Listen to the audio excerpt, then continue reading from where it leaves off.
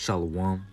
First and foremost, I want to start off by giving all praises, honor, and glory to Yahweh, Ba'ashem Yahushai, Ba'ashem Ruach HaKodash. Double honors unto the apostles and the elders of the great millstone who taught us this truth. And shalom also to the Akim pushing his word in sincerity and in truth, and to the speckled bird across the four corners of the world, and to the few sisters who are listening to you, I say shalom. Lord willing, this will be an edifying lesson. And basically, it's going to be a quick lesson, but the inspiration behind this lesson, is that I was scrolling on Instagram, and all these people are sharing stuff about free Palestine and, fuck Israel and this and that, and, basically going in on the issues, and that inspired this lesson, because those people that are over there are actually imposters. They're not the real people of the Lord. And as a matter of fact, we're gonna go through a couple verses that prove it as well.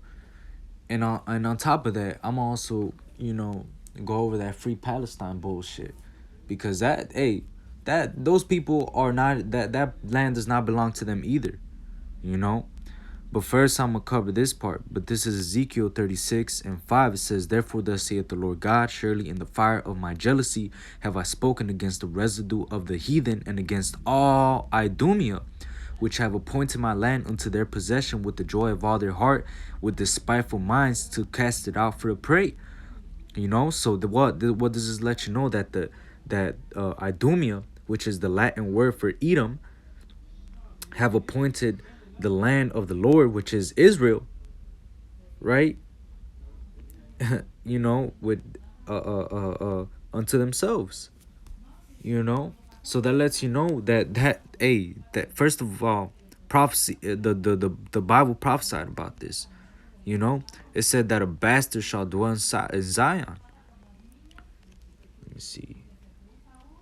I know it's in Zechariah. Let me look it up in the blue letter. Bastard dwell. Yup. Not Zion, but Ashdod. This is Zechariah 9:6. It says, "And a bastard shall dwell in Ashdod, and I will cut off the pride of the Philistines." So, the Bible lets you know that a bastard is going to dwell in Zion. Or Ashdod, Salakia. And not only that, but, it even says it in the book of Revelation. This Revelation 2:9, it says, "I know thy works in tribulation and poverty, but thou art rich. And I know the blasphemy of them which say they are Jews, and are not, but are the synagogue of Satan." So the very people that are over there right now, the imposters, the ishes, the kites, those people, they're not the real people. They're the synagogue of Satan. And as a matter of fact, the Bible talks about how when the real people of the Lord go back, that it was going to take 7 years to destroy all the weapons of the world. But what do they have? They're getting, as a matter of fact, Israel just called for more military aid from the United States, right? And as a matter of fact, they're the biggest recipients of financial aid from the United States as well. They get millions and billions of dollars sent to them every year, This is Ezekiel 39:9. It says, "And they that dwell in the cities of Israel shall go forth and shall set on fire and burn the weapons, both the shields and the bucklers, the bows and the arrows and the handstaves and the spears, and they shall burn them with fire 7 years." So so when the real people of the Lord go back, it says that it's going to take 7 years to destroy all the weapons, right? And not only that, but in Micah, it talks about how they shall learn war no more. This is Micah 4:1. "But in the last days it shall come to pass." So this is a prophecy that is about to come to pass. We're in the last days, right? "That the mountain of the house of the Lord shall be established in the top of the mountains, and it shall be exalted above the hills, and people shall flow unto it.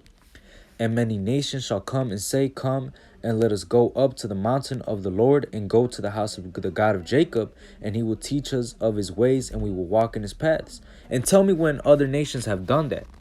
Tell me when the so-called Chinese, Japanese, Arabs, and people in Iceland and people in Greenland and the Canadians and the, you know, all these other people, the people in Romania and just people in Russia and all these types of people have gone up to Israel to try to learn from them, to so that they could learn from the law of the Lord, so they could actually, you know, when have they ever said, let us go to the house of the God of Jacob, so that he could teach us his ways and that we will walk in his paths? That's never happened. There, you know, and it says, for the law shall go forth of Zion and the word of the Lord from Jerusalem. And he shall judge among many people and rebuke strong nations afar off, and they shall beat their swords into plowshares and their spears into pruning hooks, which that hasn't happened yet, because we're getting ready to go into the most horrific time in history. This time that we're heading into is gonna be so horrible, it's not gonna compare to any other time in history, right? It says, nation shall not lift up sword against nation, neither shall they learn war anymore. So if those people are the real people of the Lord, which they're not, why are we seeing what we're seeing right now? Why are they bombing people? And as a matter of fact, those Palestinians, so-called Palestinians, those people don't even belong there either. The Lord is judging them. You know, the Lord is bringing that hefty judgment upon the heathen, and He's not gonna hold back. We're literally living in those times. You know, being in this truth, we have no remorse for what's about to happen, because the Lord is about to literally show us his judgments, and he's going to bring literally death upon this world. And it's not going to be a nice view. You know, we're literally living in those times. This is Matthew 24 and 21. It says, for then shall be great tribulation, such as was not since the beginning of the world to this time, no, nor ever shall be. So this time that we're living in now is going to be so horrible that is not going to compare to any single time in history. Any single time. And it says, and except those days should be shortened, there should no flesh be saved, but for the elect's sake, those days should be shortened.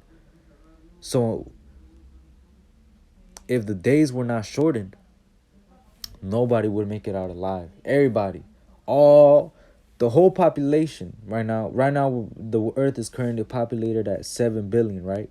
Maybe 8 billion. I'm not too sure. I'm pretty sure it's 7 billion. But if these days weren't shortened, all 7 billion people would die, literally perish. But for the elect's sake, those days are going to be shortened. For the elect's sake, that's who's going to get saved, the elect. You know? And that also goes to show that, hey, those people are not the real people of the Lord. As a matter of fact, where's Yahweh Shai? You know, because if they were the real people of the Lord, the house of David would be set up. Yahweh Shai would be there. King David would be there. All the other tribes would be there. First of all, they call themselves the Jews, right? Which the word Jew comes from Judah, right? The word Jew was a misnomer for the tribe of Judah. Or, you know, it also was used to describe the southern kingdom that was in that land during the time of the Messiah. They were known as Jews, you know, but, you know, you can't call a Gadite a Jew, or an Issacharite a Jew, or a Reubenite a Jew, or somebody from the tribe of Naphtali a Jew. You know, they're Israelites, you know, so where are the rest of the tribes? Because the Bible talks about how the southern and northern tribe were going to come together and become one stick. Let me get that real quick. Let me see.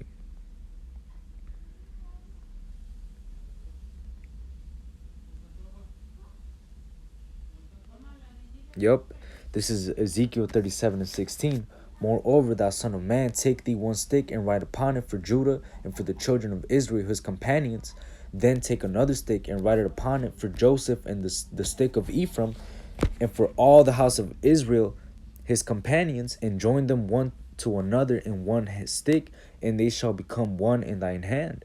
And that is, you know, basically going into the sign, you know, the sign that we have when we go to camp. But hey, this also shows you that the nation, the tribes are coming together and they're gonna become one again, you know? But hey, that lets you know that those people are imposters, because where are the rest of the tribes?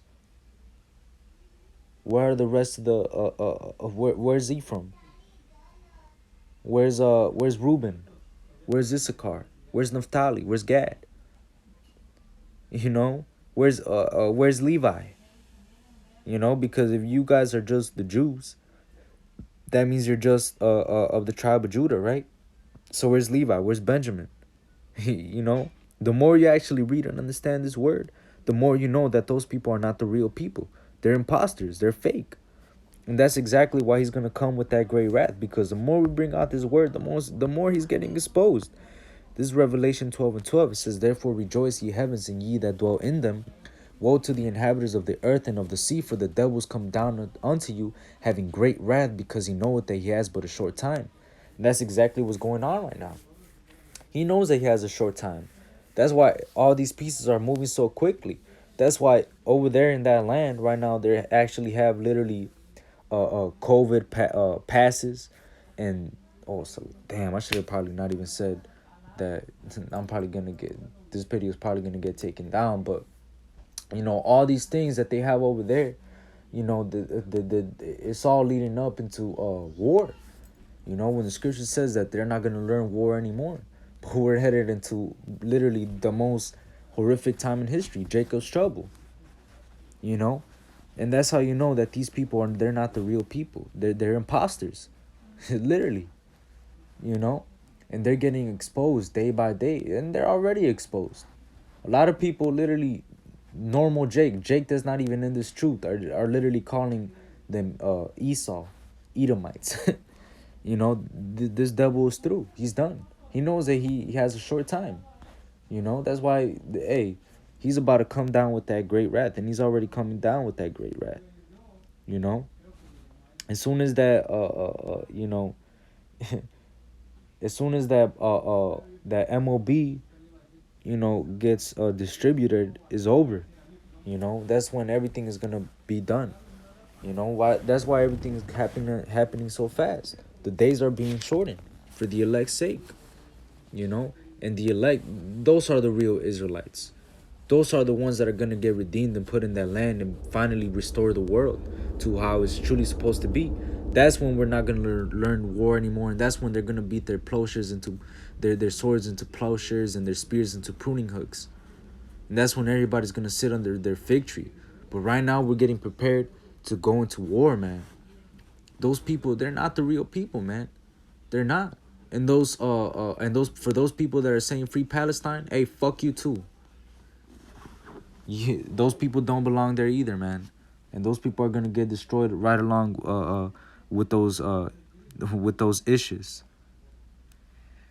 You know, so with that, Lord willing, this was an edifying lesson.